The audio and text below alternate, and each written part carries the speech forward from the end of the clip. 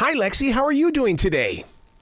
I'm great. How are you? Thank you so much for having me. Oh, my God. This is going to be a blessing because I think that you've got yourself a novel here that's going to be the best, most talked about summer read. Oh, I hope so. Let's manifest. Well, yeah, it's just one of those things that creates the conversation. And I think that's what has to go into, the process of releasing books is get the conversation started so people can, transition into reading the book. Yeah, that's great. I love the way that you bring stories forward because you do it so tastefully. And it reminds me so much of the days of Jackie Collins and even Joan Collins with her writing. Uh-huh. Well, that's the time I grew up reading, so that is a definite compliment. Thank you. To get into that zone and to keep it tasteful, I can't believe, are there sensors that go off inside your head and heart? I think it depends on the story. Yeah. I think I have written probably, more strongly worded books before. Mm-hmm. If I'm writing like a romantic suspense that's got different characters, but this one is I feel like this is a much softer world in a way, so the language is a lot softer. I was doing some research. 70 million people in the U.S. read romance novels a year. I think my wife is doing 5 to 10 each year. I mean, she loves these books. Yeah, I think that especially in times like these, and probably times like these are always just times. Mm-hmm. It's all perspective, but I think that we need things that bring us comfort. Mm-hmm. And that tell us we're going to be okay, and that's very much what a romance novel does, because no matter what the characters go through, at the end of the book they're going to be happy and together, and things are going to be all right. Man, that makes me want to go back and research the days of Fabio in the way of what was going on in the world, compared to what's going on now, because I think you're absolutely right and spot on. I want that escape, and I am a guy, and I do read romance novels, and it's it's one of those things that I enjoy reading. You are not alone. It's a surprising amount. I think it's like a kept secret, but now it's coming out because we're kind of losing some of that toxic masculinity around men having emotions. Yeah. So I get a lot of men who read me, who come to me at a book signings, and I love it. I think it's the best thing ever.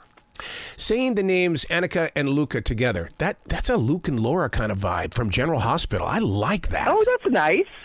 I love that.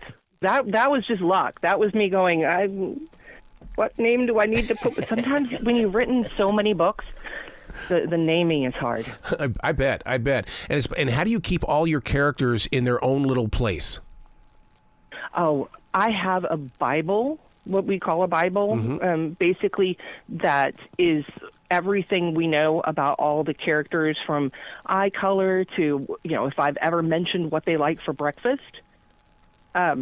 So we can go back and kind of reference that to try to not contradict myself somewhere down the line. Wow. See, in the radio industry, we have a book just like that, because we always sit there and say, well, we don't know who our listener is. And so they do the research and they say, she's this, she drives this, she drinks this. And I love things like that because it really does give us the view, and it makes sure that, we're focused in on it. Yeah. Yeah, that's very much like what we want to give our readers. And are readers picky people? I would say romance readers really aren't. Now, I think that they, every reader has like what we would call a trope they like, but I think for the most part, romance readers tend to be very open. A lot of the way we get readers is through word of mouth. Like, the best thing you can have is somebody who liked your book and goes out and tells all their friends. So I would say, on the most part, romance readers are really open to trying new books, to trying new authors. Yeah. Which just opens up the door for the imagination. I mean, look at you when you were growing up, the books that you read, and look at what's happened to you now. And that, to me, is the listener that I want to reach. Those that are sitting inside their houses, they've written stories, but they're afraid to release those books. Yes. What they need to know is it's not as, like back in the 90s and 80s, publishing was kind of this scary place, and it's still scary, but for different reasons. There are so many ways to get your story out there, and what we have found is when you take those gatekeepers away, we get more diverse stories, and we get stories that need to be heard. So for anybody who's sitting out there thinking, well, who would want to read my story? There is a reader for every writer. Your current book is My Royal Showmance. Well, I love the book cover because it reminds me of something that's going to be on Broadway. Are you going to turn this thing into a musical?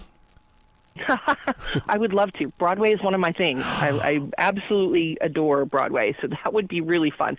I'd also just love a Hallmark movie. That'd be I could do that too. But what are they going to do what are you going to do when Hallmark comes to you and says, "Hey, Lexi, we need you to do one of our Christmas movies. Could you do it?" Oh, well, Christmas movie's fun. I love a good Christmas romance. One of the things that you with this book being released right now, because the rom-com is really big again, and I mean this right here really kind of fits into that genre of, hey, I just want to read about a good love story. Yeah, I think in particular, it's funny because how the trends go. So fantasy romance is really big right now. Rom-com is huge, but conversely, so is what we call dark romance. So I find it very interesting that these really these genres on opposite sides come out and get so popular at the same time, and it just tells you what different readers need to get out of their what they need for escapism.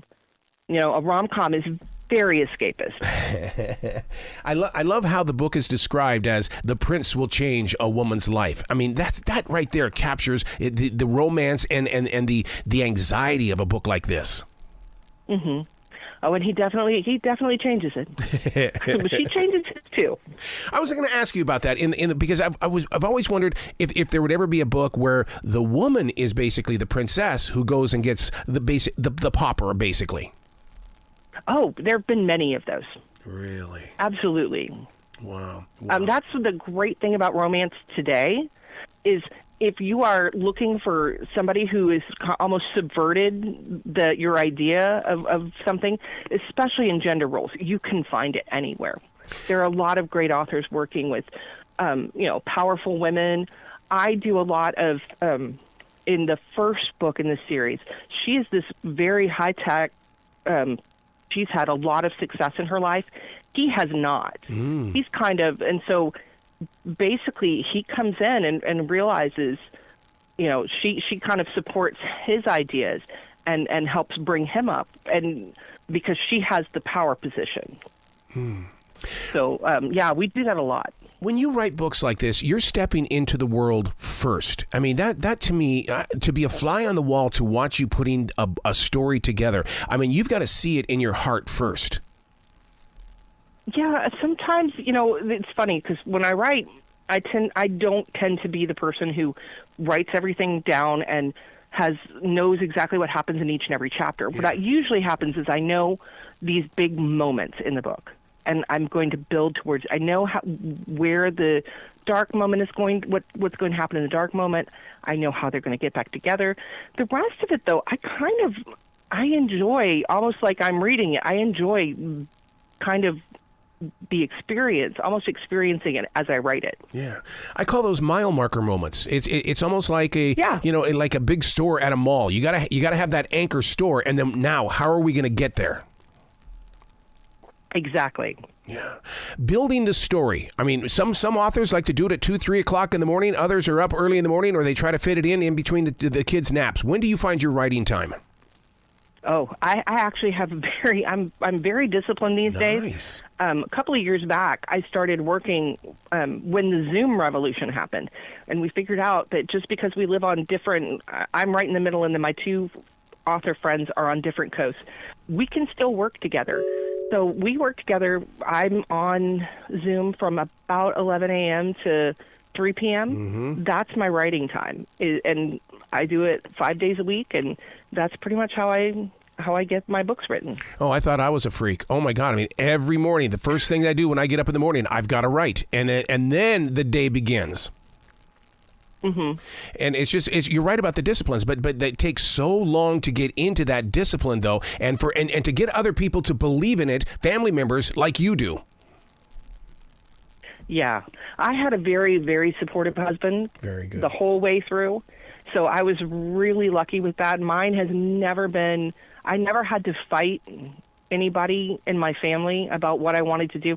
It was mostly just, well, when are you going to go do it? Yeah.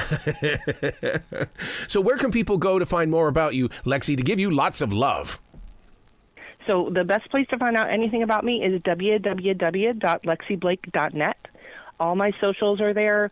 All my books are there. If anybody wants to read a first chapter, they're all up there. I love it. Please come back to the show anytime in the future. The door is always going to be open for you.